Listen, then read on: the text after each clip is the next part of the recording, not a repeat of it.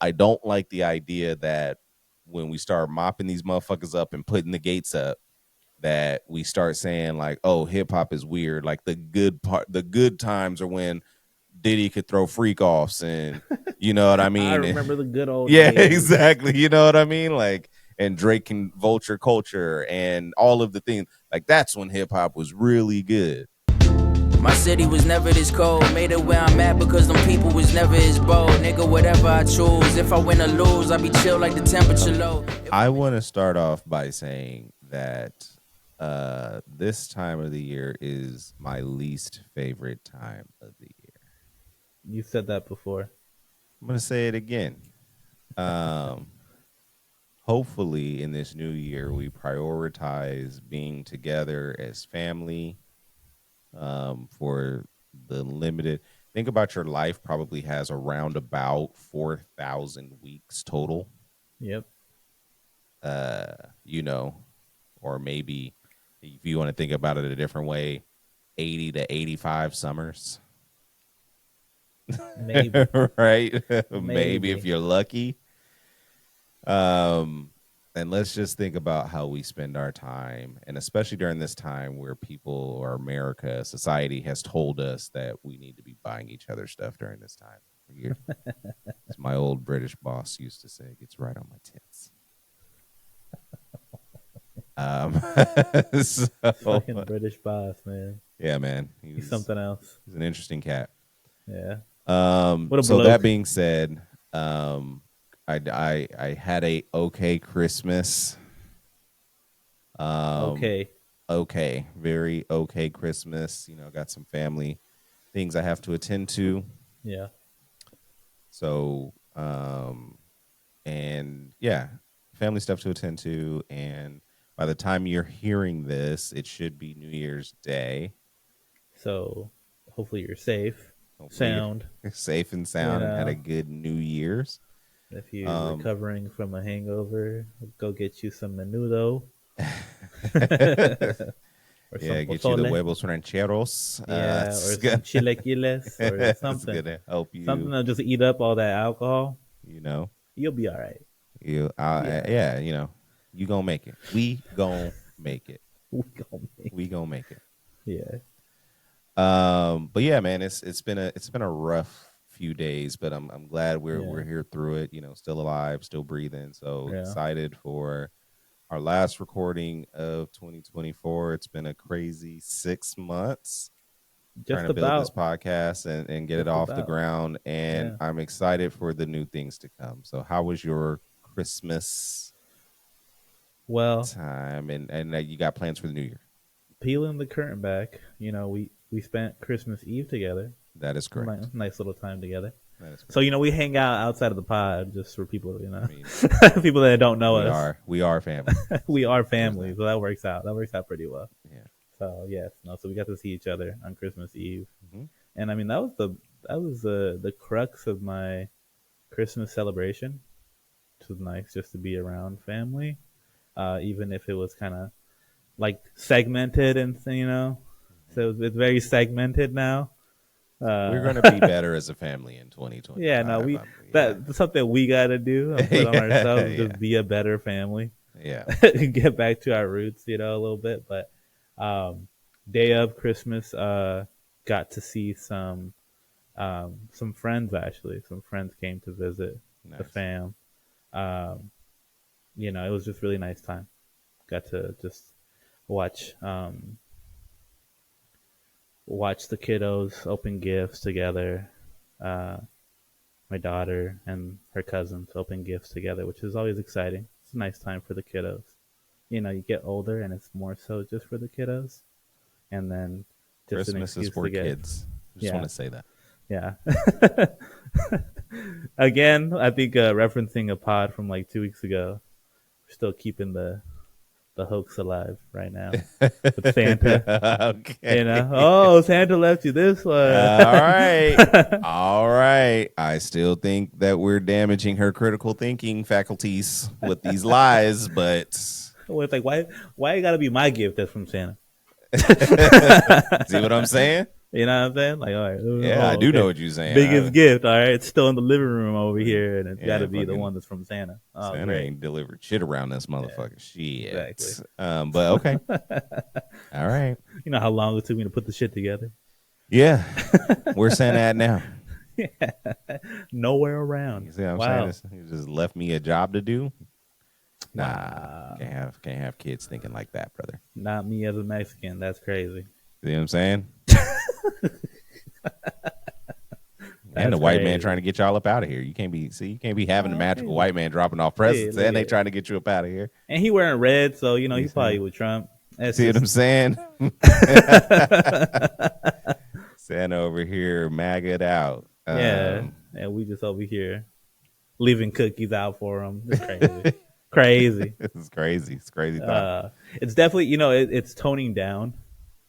Like, I think I was definitely the one this year kind of like trying to still upkeep it a little bit, but everybody else was forgetting. I'm like, you forget this is the 4-year-old, right? Like, yeah, I got you that gift. Yeah, devastator now. I mean, hey, So that, needless to say, I think next year it'll probably already be kind of, flowing up, dissipating. Well, don't let her around Uncle No One because I'm spilling the beans. Yeah, I'm gonna be like, look, you need to go have a conversation with your mom and dad. So Santa's not real, right? Look, I'm not gonna say Santa's real or fake to you. What I'm gonna say is, go talk to your mom and dad about lies. Go ask your parents, why do you lie? Yeah, exactly. Just go and ask them, why are you lying? Man. And wherever that conversation takes you, just be along for the ride and grow from this experience. We already having little, stints of lies. She's over here like bold-faced lying. I'm like, that's a lie. That's a lie. Okay. I know we're a little off topic and we need to get to the pod, but I just want to point out the hypocrisy in you pointing out her bold-faced lie while telling her Santa is real. I just want to bold-faced lie. You see what I'm saying? So I just think that we need to start being honest with our children. Yeah. Because then when you tell them not to lie to you, and then she finds out someone that she holds in very high regard for a very dumb reason doesn't exist, and she be like, you niggas been lying to me this whole time and I get in trouble for lying. What the fuck is we talking about? Yeah. And you just got to sit there as parents, just take that shit. Like, yeah, we got to eat this one. You're right. Like, you're right. You're right. So we're gonna sit on this one. We're gonna take a knee. But nah, Santa ain't real. She gonna be like, well, how do I know that's not a lie? Now you. Now I got her in circles. I got her in the spin cycle. Yeah, exactly. Got her in the spin cycle. She don't know what's real. She don't know what's real. Yeah, then she voting for Trump. See, because she don't know what's real. Now she voting for Trump and all kinds of stuff. See, that's crazy. That's crazy. No, we got a long journey with that one. All right, now that I've ruined Christmas for you, so that's okay. It's okay. We got bigger fish to fry, bro. Oh man. So so for me, we made dinner. At least we tried to. So Thanksgiving, the wife was on the phone with my grandma, made all her recipes, and it was fucking slapping. I was 4 plates in. Like, it was fantastic. Yeah. This time we tried to do it, no grandma. Mm-hmm. And the flavors were there, but it just, something was missing. We needed grandma on the fucking iPad. Right. So I just wanted to fucking scrap everything. Because it just was something. Every dish was good. All the tastes were there, but it was just missing something. Really? So we got to give it another run at some point. It'd be the smallest thing, bro. Yeah, you know what I mean. It was something was off. It'd be the chicken necks, right? In a world, is that what it was? The turkey necks. Turkey in a world where we raise animals for slaughter, I am confused as to how I can go to the grocery store, ask for turkey necks, and don't know turkey necks exist in America at all at the time that I need them for Christmas. Like, that shit is insane to me when I know y'all out here giving us bird flu because y'all are raising these birds for slaughter. Like, what the fuck is we talking about right now? But y'all ain't got no turkey necks. It's just the area. You can't be out. You can't be out over there and looking for fucking. I got turkey necks from over this motherfucker last time. Like, you know what I'm saying? Did you? Shit. Yeah, I did. What was it? Now I'm gonna have to go. Now I'm gonna have to go over there to Pookie in them house to get fucking turkey necks. Well, yeah, because it's like, where else am I going to get them? And then they got just got a gang of turkeys. Yeah, he just got turkey necks outside. You know what I mean? Like, okay. Yeah. I was roaming the streets, like looking like for a guy with some turkey necks in his jacket. Like, hey, my dog, you got turkey necks somewhere? Yeah. I got $50 right now. I just need 3 turkey necks. Oh man. Yeah, that was my Christmas. We spent it not happy with our output, but it was a learning experience. You don't lose, you learn. Yes, that's right. So, you only lose if you don't learn. Yeah, exactly. Shout out to Drake. You only lose if you quit. Okay. All right. Yeah. Shout out to Drake. I know we're everywhere right now, but I forgot to mention that I went to go watch Nosferatu on Christmas. Ooh, how was that? That was to me phenomenal. I would definitely recommend going to go watch Nosferatu. Okay. I thought it was great. I thought it was very cinematic, very like theatrical, but cinematic in the sense of like a very great, like pleasant movie to watch, like visually, just like amazing scenes. But then also, like I think the acting wasn't like overdone. I think it was like right where it needed to be. Obviously, was it scary? It was scary. It was scary, but it's also like because it's so beautifully shot, you're like just locked in to watching it too. You're interested, it's a interesting experience. So I don't think it's over the top scary. It's not gonna like make you shit your pants or anything. Like you'd be all right.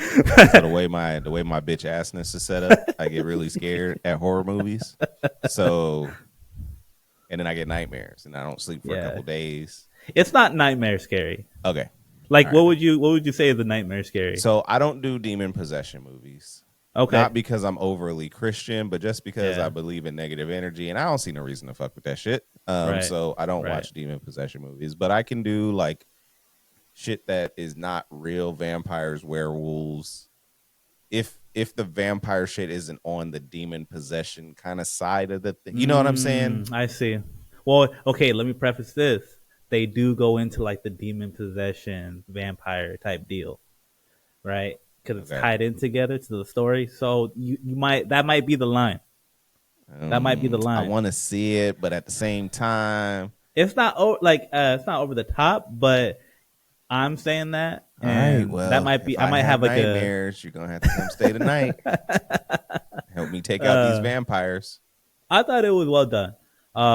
Being a fan, Nosferatu, shout out SpongeBob. Nosferatu. Oh man, which I thought was great. I saw that quote from the director crediting SpongeBob with being keeping Nosferatu alive out here. You know what I'm saying? That motherfucker just be turning lights on and off and shit. You know what I'm saying? He's out here doing this, man. He's out here doing this. Oh man, but I thought it was well done. It was cool. It was cool. It was a great like first movie back in theaters. Like we haven't gone, to the theaters in a long time. Did you take the babies? No, we were baby free. We were baby free. All right. All right. You lied about Santa. You may as well take them to horror movies. You know what I'm saying? Like scar them. Just continue the scars. I should just insert the clip from Halloween. Exactly. That was that was rough, but that was enough for 1 year. So no, she did not go to watch Nosferatu with us. We were alone, which was a good little date night, and just good to go watch a movie, sit down, and I got the collectible bucket of popcorn. I was just hyped, man. Like for me, it was just hype. I was like, I'm a fan. Nosferatu, the original, just the kind of the lore behind the 1927 one. Yeah, silent film one. Right? Shout out to experimental film back in 2015 or whenever I was in college. That was fire. All right. But yeah, so then getting to see this version was cool. So I'm a fan. I thought it was cool. I recommend you go watch it, or if you want to wait till streaming, maybe a little bit better. But I mean, I'd like to go see it at the theater, but at the same time, it's just kind of what I need is I have to go see it like at noon.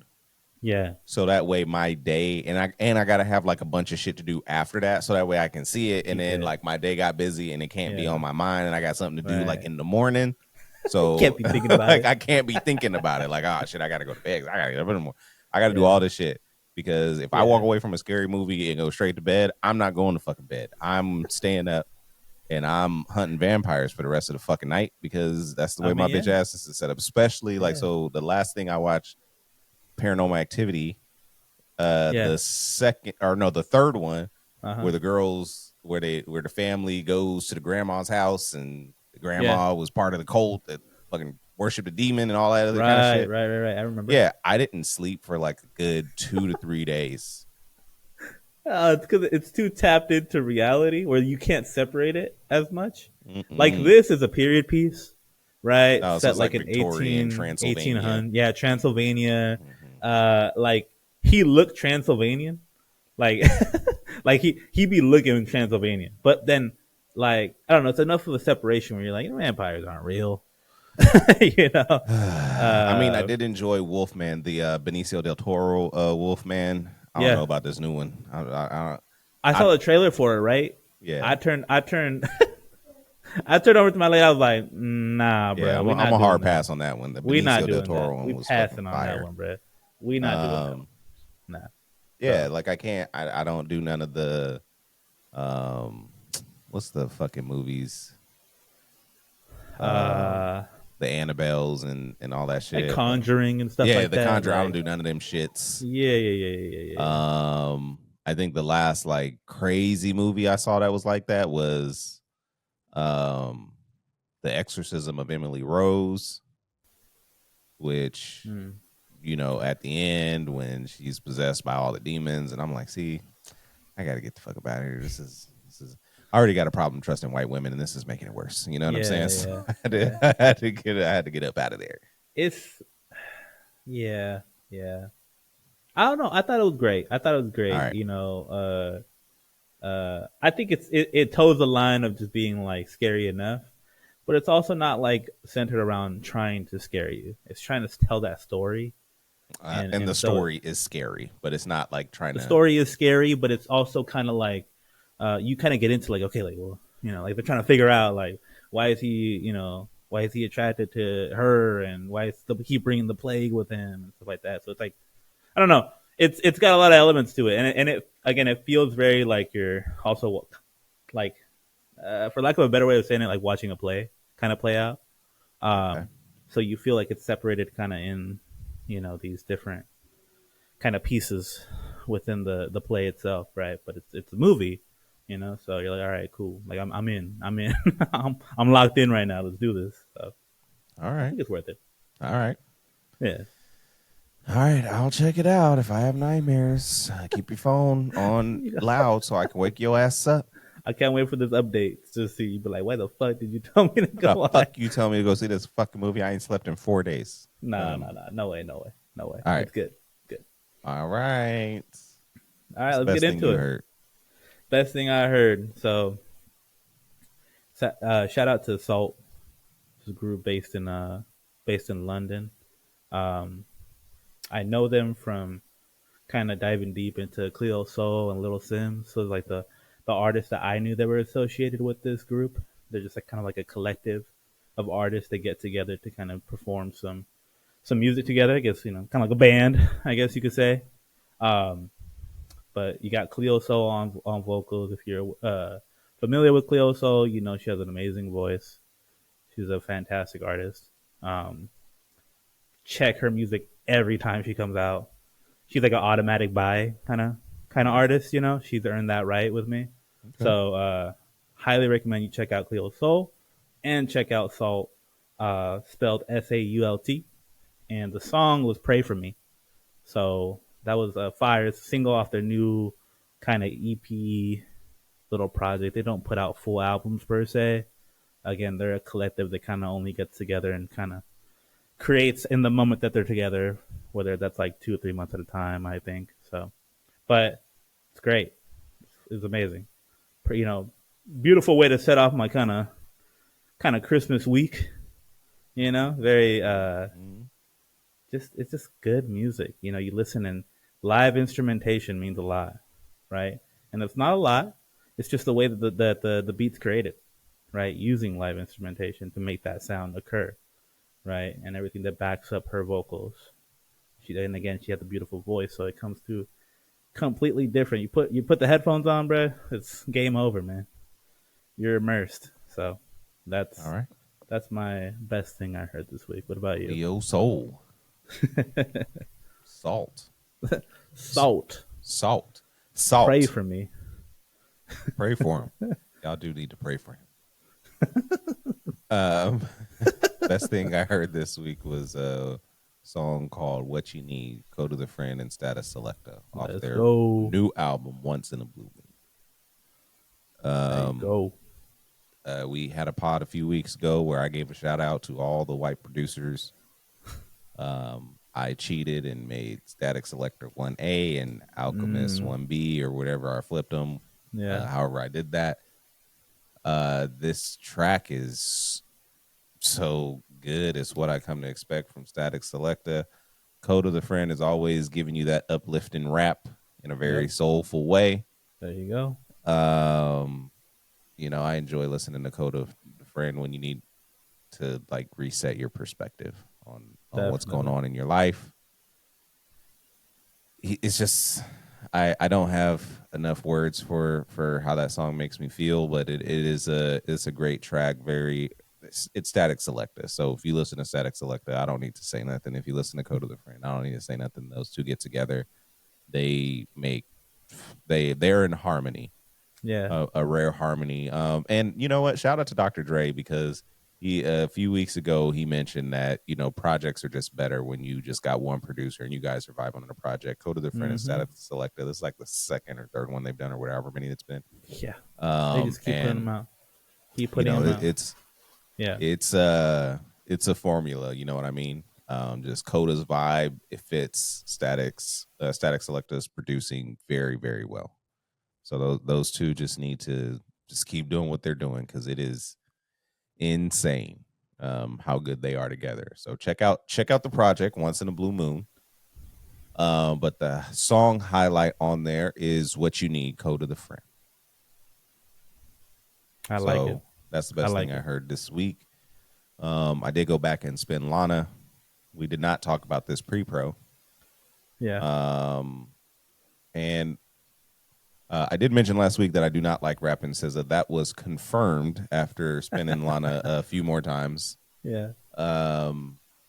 Rappin' SZA, and I know she's inspired by Future, and she needs to stop that shit. It is actually really annoying, and it really hurts how I enjoy her music and the song. Really? I do not like it at all. Wow. I actually songs that I like or that I'll start liking and everything that I start vibing with. As soon as she starts rapping, I'll skip it. And I'm like, I'm done. I'm out. So confirmed. Okay. But what's going on with SZA and Punch, bro? Marketing is what it is. Is what it is. Okay. Everything's a rollout is what I keep saying. She just rolled out an album, though. Everything's a rollout, though. I mean, I don't know. It's so, it's always been so just interesting with them, but I don't know. I mean, I know she was like, I know SOS originally she had wanted that to come out earlier, at least if her social media posts are to be believed. Right. She had wanted that to come out way earlier than it did. Mm-hmm. And it sounds like she wanted Lana or this deluxe version to be a little longer with a few more songs and all this other kind of stuff. And Punch put the kibosh on that shit too. Yeah. So, I mean, is this something, or is it just SZA being SZA? She just wows out every few years, and Punch is like, whatever. We'll see you on the next album. I'm to believe that they're intimately tied together, and not just Punch, but TD in general with SZA. Whatever SZA decides to do next and move forward, I think it's very akin to like Kendrick, where you're probably still gonna help me out with stuff. I'm still gonna show up for stuff that has to do with TD. That's just always gonna be there. Mm-hmm. So then I think after that's said, Punch is VP at TDE, so he's not like going away. No, not at all. And it's like, I guess, having him be your direct manager as well is like, okay, I separate this out a bit more, right? But I don't know, how much do you do that really? I don't know. It's I think it's more optics than anything else, which I don't think am he I should be to her understand direct why, manager. but yeah, I don't think he should be her direct manager. Yeah. And be the VP of the label like that. There's something wrong there. Yeah. You know what I mean? Because he knows the grand plan for TDE and the rollout. Like he might be like, now's not your time. Says that we got Isaiah working on something, we got Zakari working on something, we got this, that, and the other. Yeah. And SZA's like, the fuck is you talking about? I'm talking to you as my manager right now. I do not give a fuck about TDE Punch. I'm talking about SZA's manager Punch. I'm trying to get this music off, right? And I think there's a issue there. Right, where he knows because he's working with Top and collaborating with PG Lang, and so he knows what the play is. Right now is the time for you to shut the fuck up. Get on this tour, let Kendrick do his thing. And they about to go on tour, like it's you know what I mean, like what we talking about right now. So yeah. But as an artist, I'm on SZA's side. Like she got some shit she want to get off her chest, and have your manager sitting you down, even if it's for a good reason. Like I can see the TDE reason she sits down. Right. But as an artist, if she wants to release Lana as a solo project, and the only way she can get you to do it is by doing a deluxe, you know what I mean? Like, and she's like, okay. But it sounds like she wanted that to be like an 18-song fucking album, is what I'm getting, which I would have preferred anyway, because I thought SOS was mid, as I spoke to ad nauseum last week, right? Right. No, I think like if Punch and TDE had some influence into making Lana be a part of SOS, because that was the only way for them to come to agreement to get that music out, then I am on SZA's side, because it's like, well, I could have had this be a new album like it should have been, to be able to release it at the time I wanted to, instead of making a deluxe 2 years later that everyone's been talking about, which maybe is a good thing. Because everyone's been talking about, like, I mean, I'd be interested in what songs off of SOS are streaming though, because I definitely stop after Saturn. I'm like, all right, I don't want to listen to the rest. I have it. I let it go once. I let it go once, and then I heard SOS, and I was like, no. Right. Especially because it just felt like a different project. Like she turned into a bug and all kind of dumb shit. She's pissing in the woods. Yeah, man. It's fucking weird. I want to be on Punch's side because this is weird, but I'm actually on SZA's side on this one. Gotta be, we support the artists over here. So yeah. Fuck the labels, even if it's TDE. Hey, man. At the end of the day, gotta draw a line in the sand. Nah, gotta stay consistent. TDE is fire. Oh man. Hey, out of all the labels, they seem to be the ones who are doing the best by their artists. Although SZA and what was the other cat that left TDE? Reason. So SZA and Reason are the only two that at least have outwardly expressed some dissatisfaction at some level with TDE. Yeah. For the most part, it seems like, between Schoolboy, J-Rock, Kendrick, Absol, and Isaiah and all the other ones, right? It seems like everybody vibes. Doechii. Damn, they got a hell of a roster. God damn. That's a hell of a roster. All-star roster, bro. Hey. Shout out to SZA. I hope you get everything you want. And you and Kendrick do need to come together and put a little, R&B rap album together, a la Jhené Aiko and Big Sean. 2088, I think it was the name of that project. But better. Yeah, nah. Yeah. So it had a good 4 cuts, 4 out of 8. You know what I mean? Jhené carried? Yeah, I know. Yeah, you know what I mean? It had a good 4 out of 8, Oh, man. 50% of it was good. Hey, I'll leave my Big Sean hate in 2024. I don't even got hate for him. I just like, clown on him a little bit, even a little. I'm not going to say I'm not going to clown on Big Sean in 2025. If he acts like a clown, I'm going to clown him. I mean, he's been clowning around. Yeah. It's like, get out. If you don't want to be bozo, then stop being bozo. That's all I'm saying. Yeah, please. Take the red shoes off, please. And a nose. Something I wanted to unpack. Okay. So Fat Joe said 2024 was the worst year in hip hop. I heard this. And then he proceeded to say that, well, I didn't watch the full clip because on its face, I was like, that's a ridiculous take. But I think what he was trying to say is it was bad for hip hop in that so many of the older icons are caught up in something. Mm-hmm. Yeah. Because he did mention Diddy, you know what I mean? Obviously, Jay-Z's got his case. Outside of that, obviously what happened to Drake. Yeah. But outside of that, I'm like, I don't know a whole lot of Dirk, Young Thug, that situation. So there's some drama in hip hop. Right. And then the people we lost as well in hip hop. So I can see, but none of that has to do with music. All of that has to do with the personas in hip hop, right? None of that has to do with the actual music. Yeah. And so is it a bad year for hip hop or is it just a bad year for Fat Joe? Because he also said, like, it's hard to be a celebrity now. Right. I think he was talking about just being a celebrity and maybe the fixation on older hip hop artists right now because of some of the things that have been going on, like you said with Jay-Z, and I think he mentioned Diddy as an example, which again didn't feel. It's a bad example, bro. Didn't feel like it was connected so much because, Last Effort was an R&B album. What are we talking about with Diddy? You know what I mean? If we're talking celebrity, again, if you're talking about maybe it was a bad year for celebrities, then okay, sure. I guess you're coming from that perspective, but don't be one. So there's an option. Also, there you go. It's a bad time for celebrities who are out here fucking up. Yeah, it's a real bad time for you.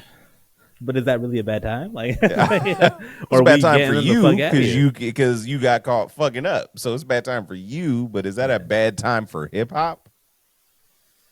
I mean, not to me. No, man. Fat Joe has been out a couple of takes that have just kind of gotten on my nerves. Look, we're about to look, folks, talking to you right now.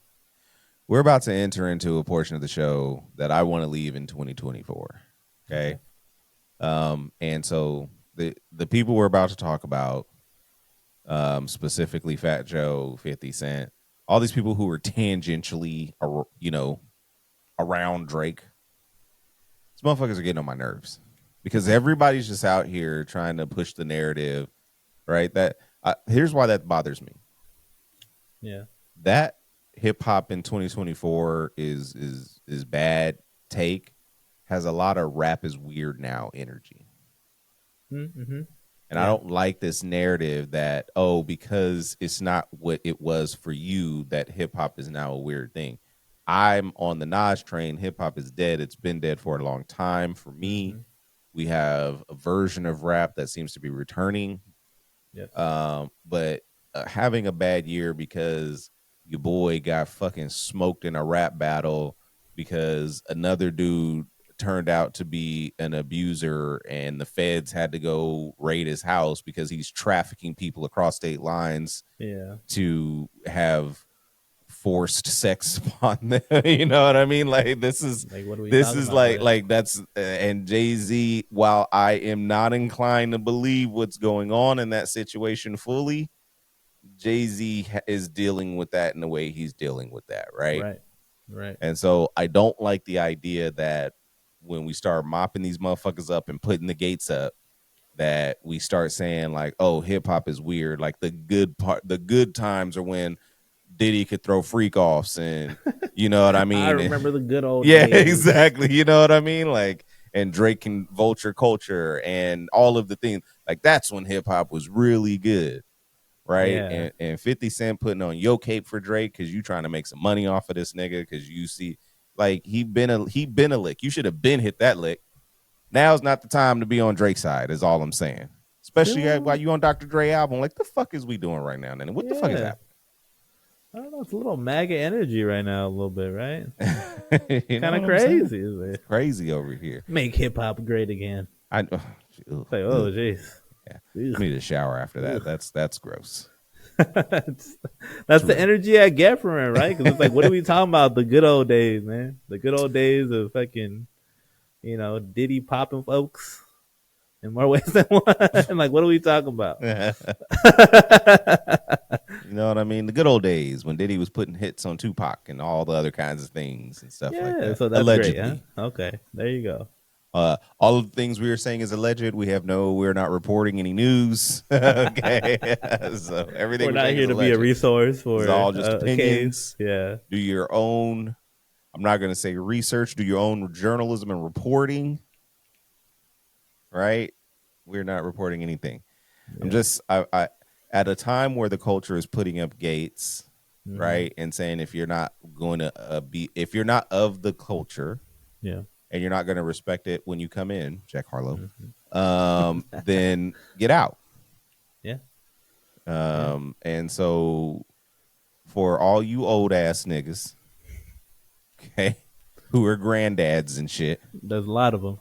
There's a lot of them. There's a lot. There's we a lot of list dudes off out all here you that... old motherfuckers who's out here rapping, still putting out albums. So please, Talib came out with a couple projects this year. One I actually really like, Liberation 2. I thought it was really good. And then the Talib and J. Rawls album. I was like, God damn, y'all niggas sound old as hell. And I like J. Rawls and I like Talib, but them coming together, that project did not work for me. Ice Cube made an album that if Ice Cube had made this album 15 years ago, I'd be like, this is fantastic. Nigga, you are too old to be making the album he just made. Okay? You're too old.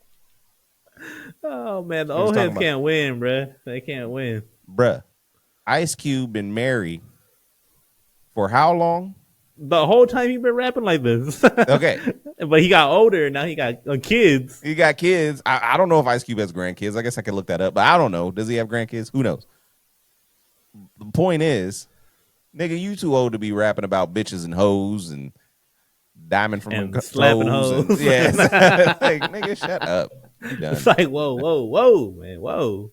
The Snoop and Dre project, look, Snoop, we don't call you uncle no more. We call you grandfather, okay? Because you are about to be granddad. Like, knock this shit off. You better be geriatric, man. You know what I'm saying? Like, I'm the only person. Common and Pete Rock did a joint this year that was left off of our top albums, but was not. But it was in heavy consideration for me because that was a really good album. Yeah, no, it was good.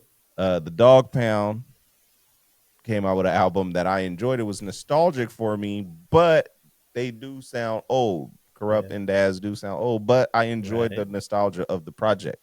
Yeah. You said Raekwon came out with something? Raekwon came out with something. Rakim released the album this year. Rakim released the album? Right, I listened to Rakim's album, and so look, it wasn't an Eric B. and Rakim, which is my favorite album of all time, hip hop related. It is the best hip hop album. Yes.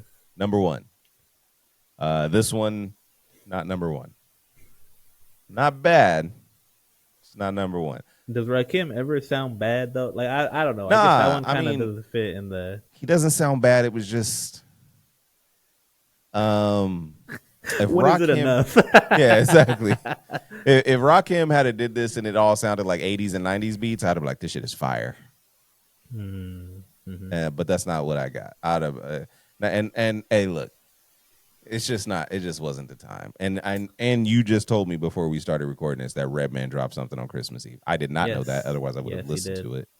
So I'm gonna go back and listen to that because him and Raekwon and Method Man were on the cipher I saw on the U-Boobs, and it was flames. Hey man, they're still out here, man. They can still give you a tough time in the cipher, man. What we talking about? It was tough. It was so tough. It was tough. All the grandpas get together, Thanksgiving dinner. You know. Hey, they murdered it though. Yeah. They murdered it though. Yeah. And so that being said, and we can't forget about the LL Cool J joint. Right. Actually, out of all the things that I just said, LL Cool J dropped the most fire project. That one I think was the kind of like the template of how you can make your sound work. But again, it was also an example of him working with one producer to really like get one sound across. And I think I was equally excited to hear the production as I was LL, right? So it worked out. So why didn't that work for Snoop and Dre then? Because, bro, it's just, God, no comment. I'll plead the fifth on this one, okay? I'm gonna say it because Snoop came out here getting on the, he got on the Twitters or whatever it was. He got on the socials, came out here and shot at us for not liking Missionary, and then I've listened to Missionary 3 times. And I'm just like, I feel the same way every time. Damn, this had potential. It started off really good, and then I got like, what the fuck is going on right now? Jelly Roll and Sting. What the? Okay. Look, if we're gonna roll into this, then like let's lean in. We don't need to. I don't need this from you guys, right? When did he think that going from Doggy Style to Missionary was gonna be the way to go? I don't understand. See what I'm saying? Like, and he thought it was, you don't do that. You start Missionary, you go to Doggy Style. You don't do the other way. It matches their age, right? Okay, Missionary. Doggy Style when you're young. You're young. So Doggy Style's a young man's game. Okay. Yeah. So now you gotta do Missionary with a condom, right? And it's like, what are we talking about, bro? So I feel like he shot himself in the foot from the album artwork to the name, and it just got worse from there. A condom. You niggas is so old, you definitely ain't using condom. Snoop, you've been married for how long? You ain't using no condoms. Like, might have just well been a Cialis on there. I would have respected that based on their age. Yeah. I would have respected that. I'd have been like, okay.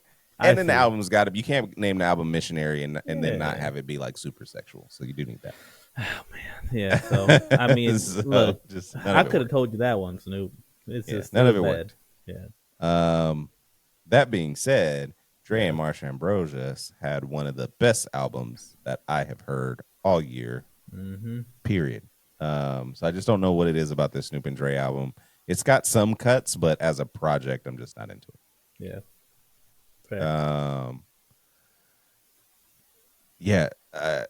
I lost my train of thought because I was going to go back to Fat Joe, but I just can't bring myself to talk about him anymore because I'm aggravated. Like I had a take about like his takes on did black people start hip hop, how Puerto Ricans evolved, and all this other kind of stuff. But I just don't feel like getting into that.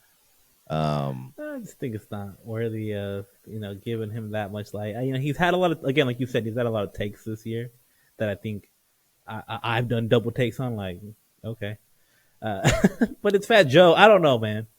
Look, ever since he came out Game 3 at the Yankee Stadium, which is his hometown stadium, right? That's his hometown team. South they Bronx. Were not fucking. New York was not happy about that. And the crowd, people were like,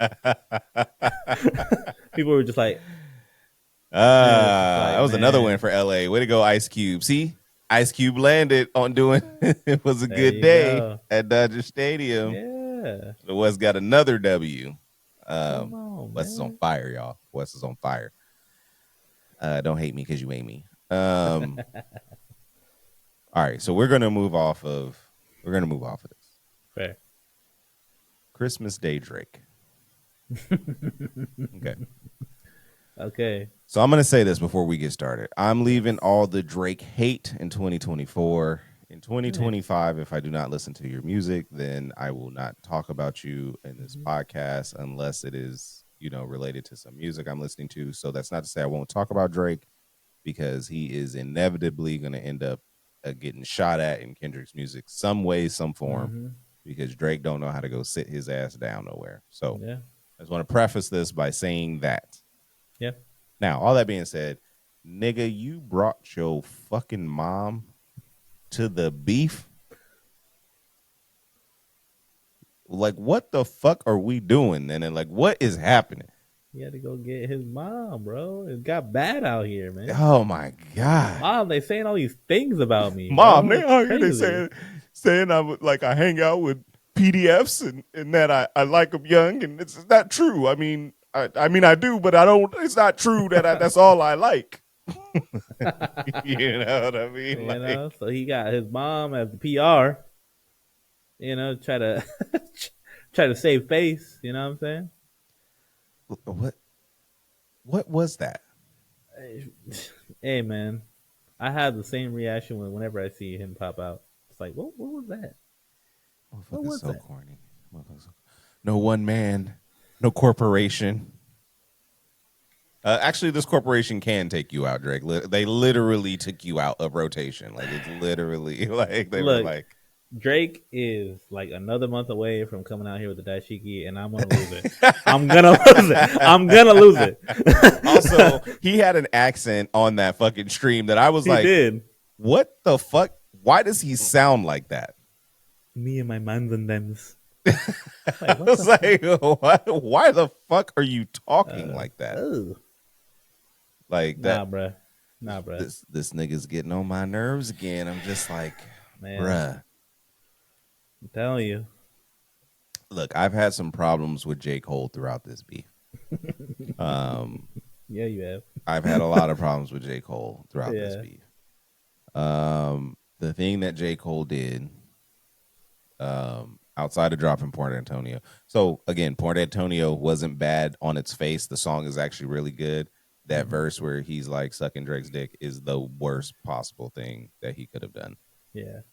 For that song, because the song does not play because we got to get to that verse. Otherwise, I haven't gone back to it because of that verse, right? Like, and you're a J. Cole fan. That song was so good. That song was so good. It's an excellent that song made me feel like we back on top, baby. You know, like when the team's winning the whole time.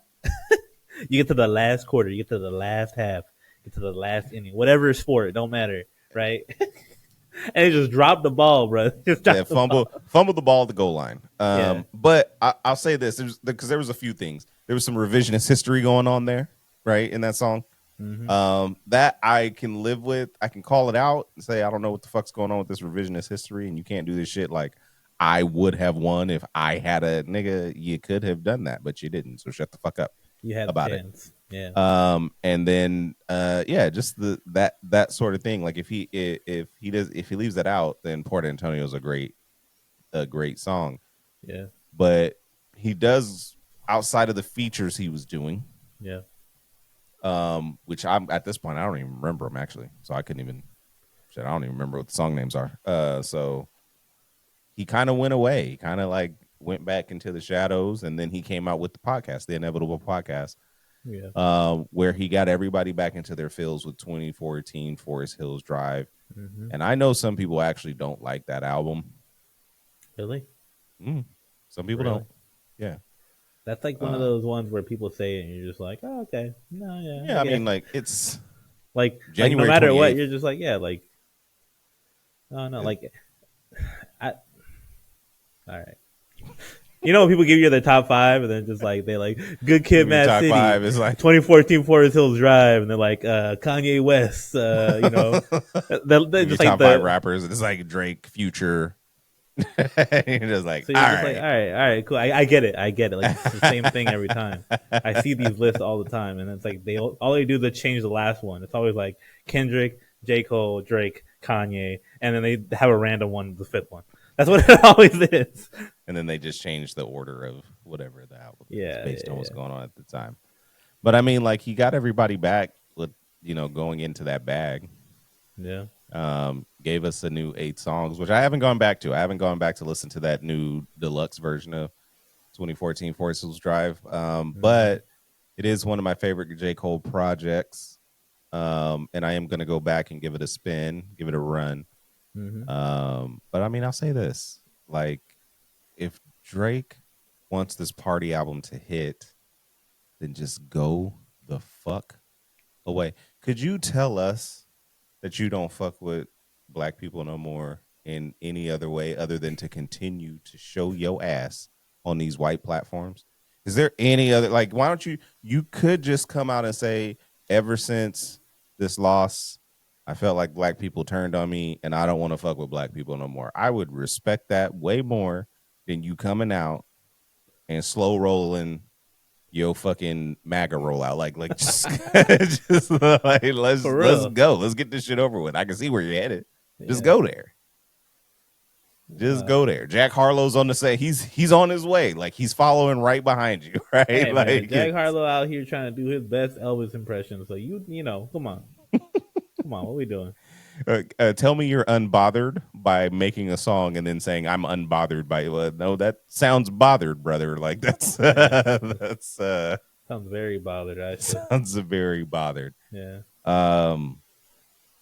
Yeah. I don't know what's going on with. I'm starting to feel sorry for Drake. I don't know what's going on with the PR team, or if Drake is just not listening to the PR team. Like the PR team is like, "Hey, dude, I think we really need to just sit down." And he's like, "You shut the fuck up. I'm Drake." You saw the PR team. It's his mom. You know, like what are we talking about? You get out there and show them that you're the best, honey. Thanks, mom. That's what's going on with Drake right now. Thanks, mom. I knew you'd understand. Yeah. Is that what's happening with Drake right now? I don't know, man. It's just look. Yeah, I flip a lot with Drake when it comes to feeling bad or not feeling bad.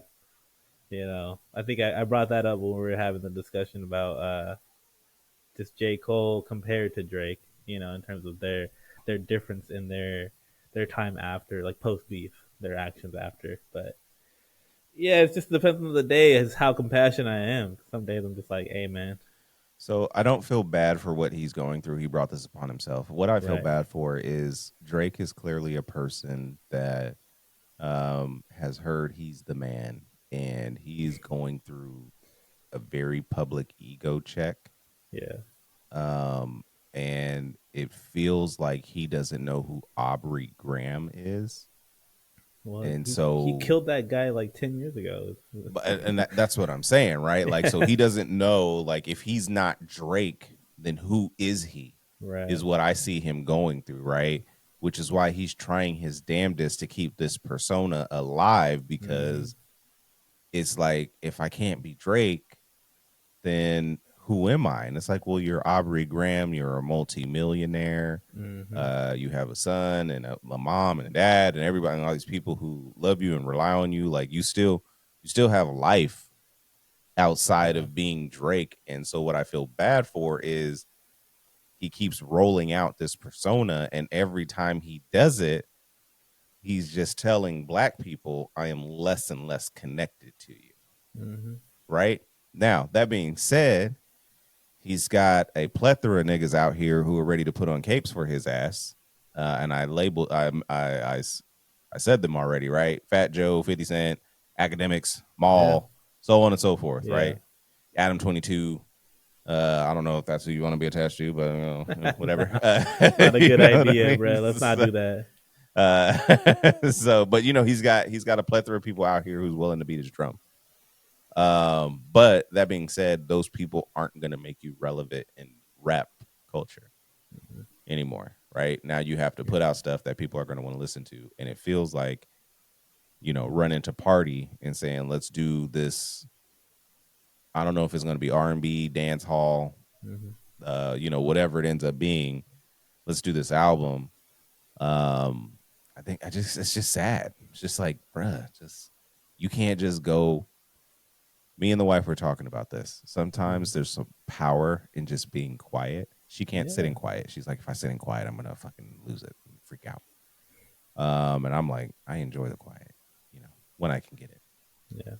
Drake is someone who can't sit and just in the quiet, because then he has to like deal with himself. No way. And again, like you said, he doesn't know who he is anymore. Right? He's Drake. I'm Drake. I'm Drake, Lucian. You're not going to do this to me, goddammit. I'm Drake. I'm Drake, damn it. I built this fucking place. Like, that's the energy I feel like he's got going into the fucking Aubrey.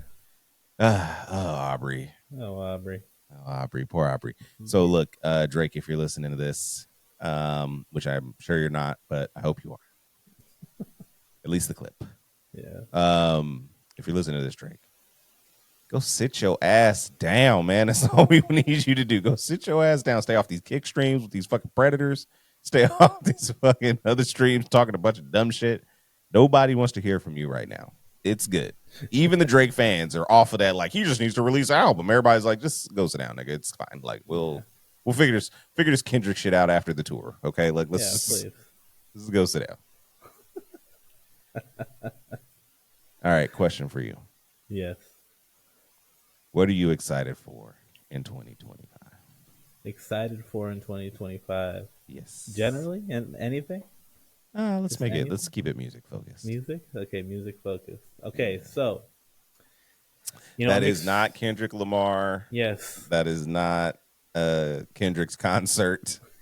And that is not the Super Bowl or the Grammys. Okay, no, yeah, I'm good. I wasn't gonna touch that. All right. I thought that was perfectly clear, just given, our podcast.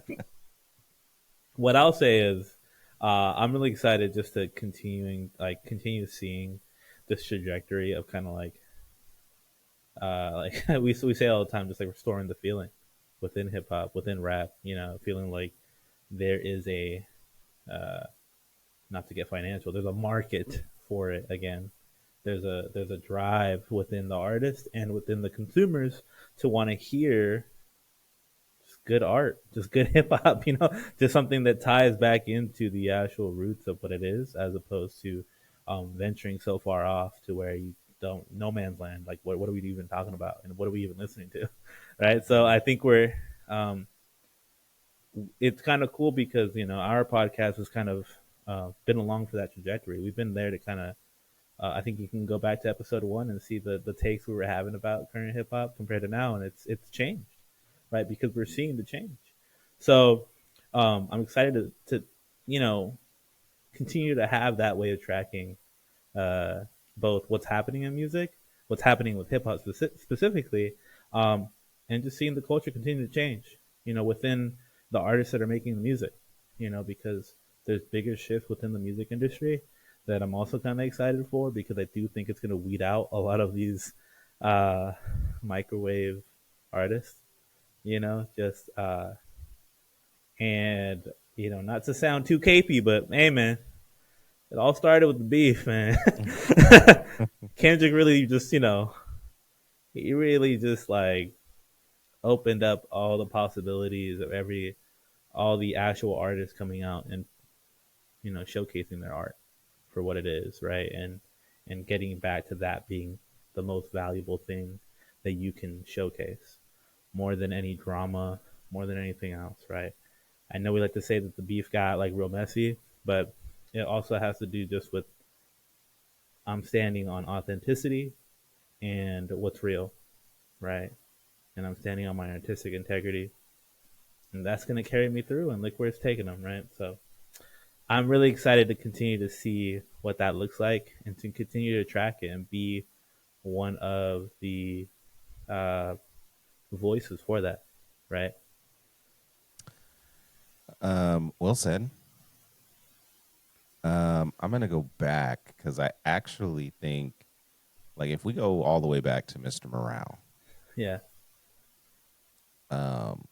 Which did hella numbers, by the way. Yeah. For the album it was, even though the revisionist history would say that it wasn't a well-received album. It sold very well. Look, I was at the concert. I saw people next to me singing fucking, and like they were rapping N95, but they were also rapping fucking Auntie's Diary. You know what I mean? It was it was the highest selling tour. Yeah. Until Drake added like 75 more shows or whatever it was. So you know what I mean? Like it was a very well received album. Yeah. Even though, again, the revisionist history would say that it wasn't. Right. I think it ushered in an era of artists feeling like they needed to be able to tell more about themselves, and have more personal projects. Yeah. So, in 2024, we got Blue Lips, which I don't think is an album we can get pre Mr. Morale. Yeah. Right? I think we get Crash Talk pre Mr. Morale, right? But Mr. Morale makes it so that we can have the space to have a Blue Lips project, which, while it wasn't very revealing about Schoolboy Q, it was clearly a personal and like artistic album he wanted to put out, and I respect it. We got Chromacopia, which was a very personal album. We got Soul Burger, a very personal album. We got whatever the fuck Big Sean's shit was. I don't remember what it was called, but we got that. For better and for worse. Is that what it was called? No, I'm just saying. Oh, okay, I was going to say, yeah, okay, if that's what it was called, yeah, for better or for worse, we got it. It's like it was called like I'm choosing me now or something like that. I don't know. It's all just right. me. Okay, no, I gotta figure. No, hold on. I gotta know what this was now. I don't know why I'm coming with so hot with with these takes. I said on Big Sean because I knew you was about to go ham on Big Sean's. I went to therapy once. I don't know, man. It's some shit. I was just like, okay. Better Me Than You is what it was called. Better that I don't listen to it again. So we got that project, which is a very personal project to Big Sean. We liked very different aspects of that album and hated very different aspects of that album. Right? Oh like, man, we're actually polar opposites on that album. Which is really weird because the part of the album I thought I would have liked is the part I thought you would like, and vice versa. And it was just like complete opposite. I was like, nah, that shit was trash.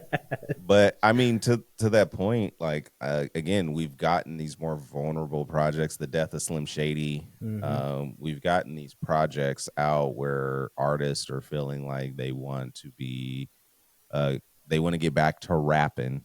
Mm-hmm. One. And they want to create projects that are meaningful to them. Right. So as we look forward to 2025, I'm excited for Yasin Bey and Alchemist. That sounds like it's going to be fucking flames. That sounds like it might be crazy. Yeah, that sounds. I'm excited. I can't wait for that, especially because I got No Fear of Time sitting right here as an excellent project. I've been seeing so many memes where it's like. It's like when Mos Def starts talking about liberation for Palestine, and it's just like a picture of like Alchemist like stressing. Which I just thought was hilarious. I thought it was hilarious. You know what? Mos Def, talk about a prophet. Mos Def talked about Drake's downfall this year, and we want to act like Mos Def. We want to skate by Mos Def saying that. Yeah. His music is like shopping at Target and getting whatever you want, right? Whatever you need. Too many SKUs, and what happens when those pillars crumble? And everybody wanted to talk about him like he was a fucking hater, but a hater, and then also that he was ranting, right? Because then he got into other aspects of the pillars, and what it means as a whole and representing the world, and it's kind of crazy because there's a culture shift. And he was clearly right about all of that. Yes. So shout out to Mos Def. Can't wait to hear that project. And thank you for finally selling the vinyls of that Black Star album because I really wanted it. And I appreciate you. There you go. Getting that done for me, Mos Def. So I'm excited about that. Yeah. I'm excited for whatever Kendrick is going to release in 2025, whatever that is going to be. Yeah. I'm excited. I'm excited for artists being out here to put out projects that are real to them. Definitely. Looking at, I watched Lotto's Apple interview with Ebro, and that project was something she wanted to do, like clearly, you know what I mean? And Rhapsody, how could I forget? Talk about a personal, vulnerable album. Jesus. So like that theme has started to come through, starting with Mr. Morale, right? Mm-hmm. And now we're getting these albums where rappers are back to being vulnerable, saying how they feel. Yeah. Back to rapping. And I'm excited for 2025 to see what I want to see what Young Thug's creativity is going to look like now that he only got so much he can rap about, right? Like, right. You know, and how him and Mariah the Scientist are going to collaborate. You know what I mean? And look out, Young Thug, because they be trying to fuck your Christmas up, brother. So you better look out. Bruh, they was coming for his Christmas. Yeah.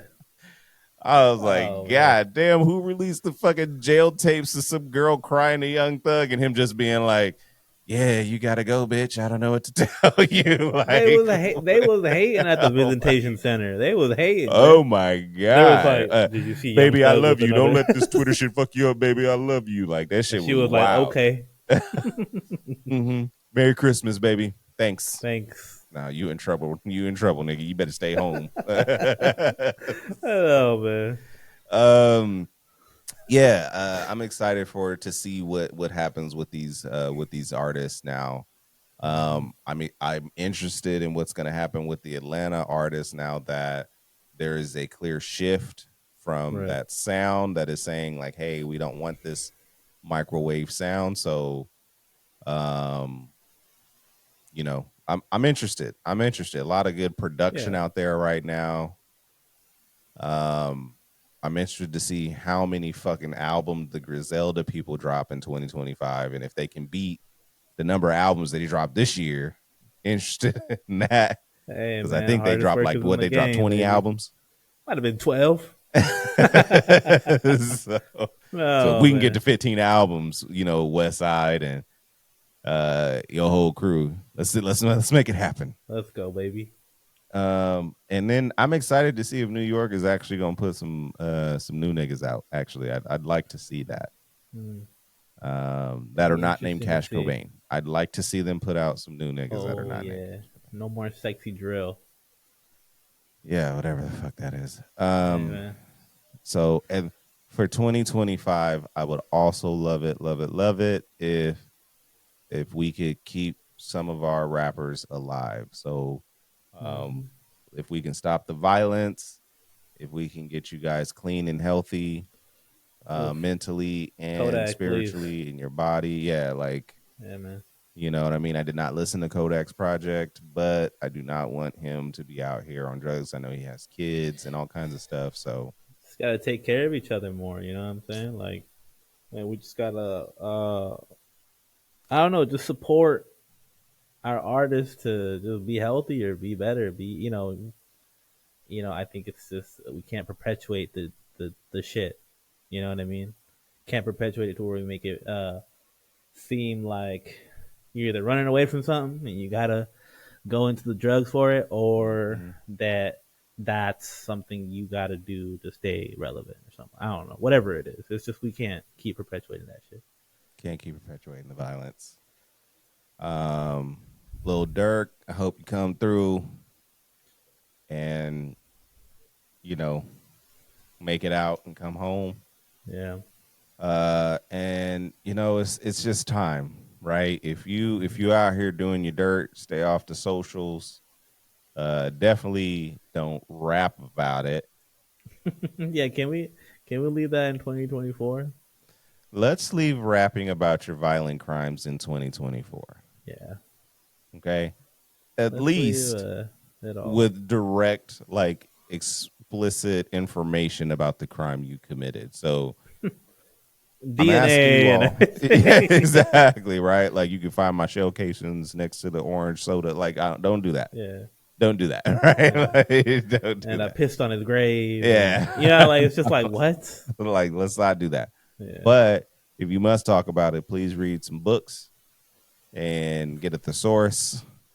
And figure out words and salt structure that allows you to talk about the things you want to talk about without getting yourselves in trouble. So I'm excited for 2025. I think Roddy Ricch has a project coming out. Yeah, let's go, Roddy. I'm excited to see how the West Coast keeps this run going, homie. Hey, man. Let's keep it going. I'm excited. So before we get out of here, everybody, hope you have a happy new year. Happy New Year's, guys. We will not be recording for a little bit. We are going to have a few-week hiatus. We are going to have a new look and feel to our podcast. I've gotten the feedback. I know you guys really, really miss the in-persons. But life and circumstances are requiring that we do this in a virtual way more frequently than we would both prefer. Yeah. And so we are going to figure out how to make this particular version of our show feel a bit more natural and a bit more nuanced I am making a pledge to you, the audience, that I will not get into the mess with Drake hate unless I am consuming Drake music in some way and I am referencing music as to my displeasure, which should not happen because I refuse to listen to Drake's music at this point. So, yeah. In 2025, we got a new look and feel for the show coming. I really think you guys are going to enjoy it. We really are enjoying what we're doing. So we're 6 months in and we can't wait to get further in.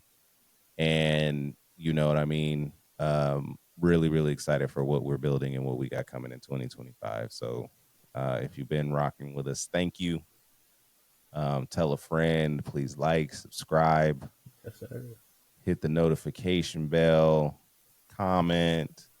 If you love me or you hate me, just keep watching. Either way. Either way.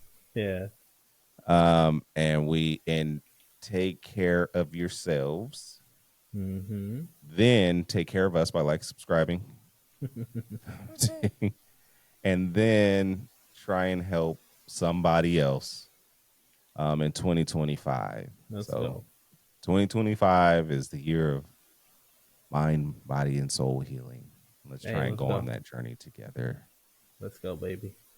I am excited for the new season of America. Hey, man. It's about to get wild. Let's go.